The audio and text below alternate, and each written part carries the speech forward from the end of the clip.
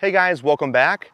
In today's video, I wanted to talk about the October lull and a few of the factors that are contributing to this, as well as a few things that we can do to help reduce the chances that we experience the October lull and also increase our hunting opportunities.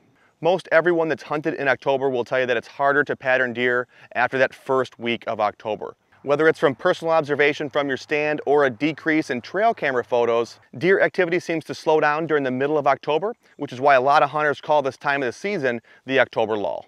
There are a lot of factors that contribute to the October lull, and that's what I want to talk about first in this video. Generally speaking, there are a lot of changes going on in the deer woods at the same time, and these changes drastically impact the patterns of the local deer herd. Here in Michigan, the season starts on October 1st, and right around that time period, late September, early October, there are a lot of changes going on with the whitetail's food source. The green, protein-rich soybean fields that have been the primary food source for a majority of the summer are starting to turn yellow, and the deer are starting to lose interest. The same thing goes for those hay fields, which have also been a primary food source throughout the summer. As those farmers go through and get their last cutting of hay, there's not going to be a whole lot of growth after that. So the deer are going to be transitioning off of that hay field to find a different food source. So if you're hunting a bed to food pattern and the food source that you're hoping the deer are going to hit in the evening is either a soybean field or an alfalfa field, but the soybeans have turned yellow and the alfalfa has been cut, and you're not seeing the deer activity that you were hoping for, it's likely due to the deer changing their primary food source. Another thing that's happening right around the same time is the oaks in the woods are starting to drop a lot of acorns, and there's not much that's going to get a whitetail's attention like a forest floor full of acorns. And sticking with changing food sources, this is the time of year when a standing cornfield becomes very attractive to the local deer herd. They can hang out in the corn, load up on carbs, and they never have to leave because the standing cornfields offer cover and food.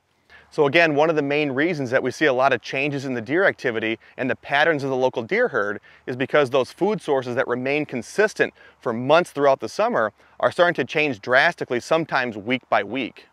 Another reason that we might be seeing less deer activity as we push into the early part of October, and this pertains more to bucks, is because the testosterone level in bucks is starting to rise. If you run trail cameras throughout the summer, one thing that you'll see is these bucks are hanging out together in what are called bachelor groups.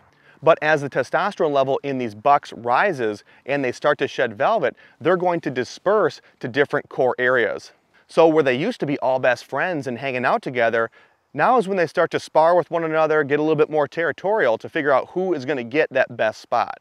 So pre-season, if you're scouting bucks from a distance, or maybe you're running trail cameras and trying to pattern a buck in the early season and he disappears, this is likely the reason why. He could be transitioning back to his fall core area, or he simply got pushed out by a more dominant buck.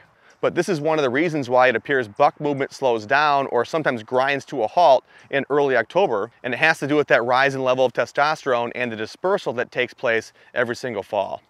Another big change that's happening right around the same time, and this continues to change throughout the hunting season, is the cover that the deer both relate and gravitate to. Late September, early October, that's the tail end of the growing season in the northern part of the country. And so the leaves are starting to turn colors, they're starting to fall. A lot of the vegetation in the woods is starting to kind of die back. I don't know if you can see behind me here, but we have some reed canary grass, we have some dogbane or Indian hemp, and I think we even had some goldenrod up here, but that's actually starting to lay down a little bit. So here's the goldenrod, but now it's starting to lay down. And so that used to be cover for the deer. But now, as you can see, the leaves are starting to kind of fall off these shrub bushes, the reed canary grass. It's being held up a little bit, but that's going to start to lay down a little bit too. So as the cover changes, so does the patterns of the local deer herd. You might have an area on your property or the property that you're going to hunt that you've scouted in the summer, and it looks like it's great deer cover. It's tall, it's thick, you're seeing a lot of deer sign. But when you go in to hunt for the first time in early October, mid-October, all that stuff is laying on the ground. It's dead. That spot is no longer providing cover for the deer, so they've moved on to a different area where they feel more secure. So try your best to recognize the difference between summer cover, fall cover, and winter cover.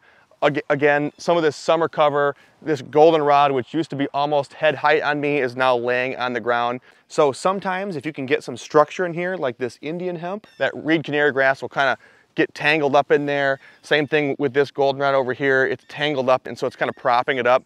That is still okay for fall cover, but if it was just the goldenrod, it's gonna probably lay down within the first couple weeks, and that's not gonna really offer much to the deer. And finally, the biggest contributing factor to the October lull is hunting pressure. A lot of these hunting properties don't get used for 10 months out of the year.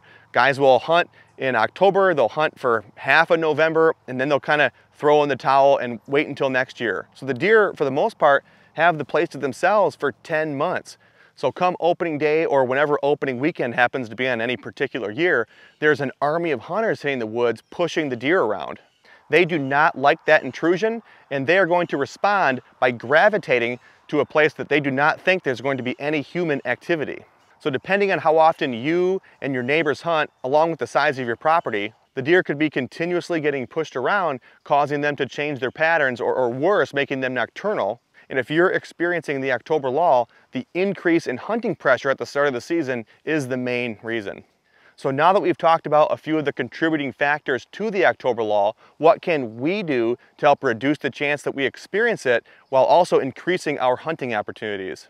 And there are a few things that we can do. The first is to hunt sparingly.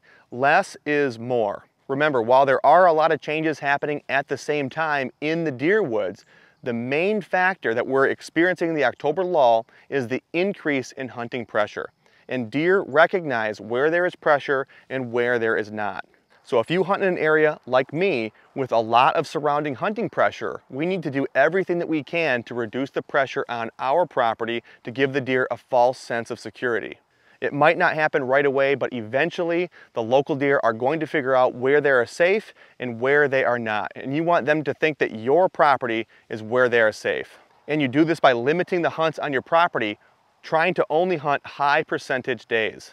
And trust me, I know it's difficult to hold back. If it's a low percentage day, but you happen to see that your neighbor is hunting, maybe he's got his car parked right next to his property, he's back there hunting, you've got a couple nice bucks back there, and you think that you need to go back there and hunt because your neighbor's hunting. Try your best to resist that temptation. You could be doing more harm than good. I try my best to practice what I preach, and since we've bought this property over the past 2 seasons, I've really only hunted the high percentage days, while my neighbors have hunted, at any chance that they've gotten. And over the past 2 seasons, we have accumulated more deer throughout the season as opposed to losing deer. We've been able to get a few of those local bucks to spend a majority of their daylight time on our property, getting them to that older age class.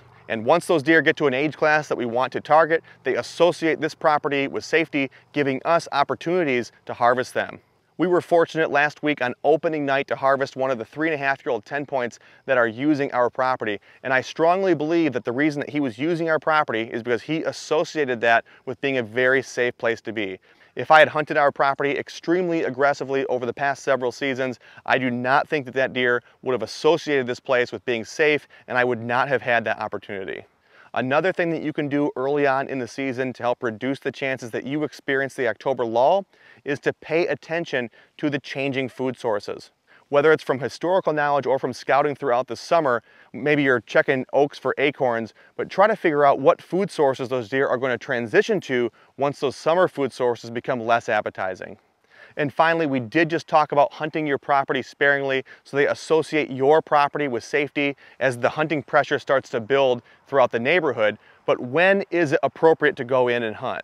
And I'm not going to be spending a lot of time on this because we've talked about it a few times in the past, but for the most part, you want to be sitting those high percentage days immediately following a cold front. After that front moves through, the rain has stopped, the barometric pressure rises, the wind slows down, there is a greater chance that the deer are going to be on their feet and moving, and this is when you need to be in the woods. So guys, hopefully that helps you understand a few of the factors that contribute to the October lull, and also a few strategies to help you guys hunt this time of the year. If you guys do have any questions, please drop those in the comment section below. I'll get back to those as soon as I can, and we will see you guys in the next video.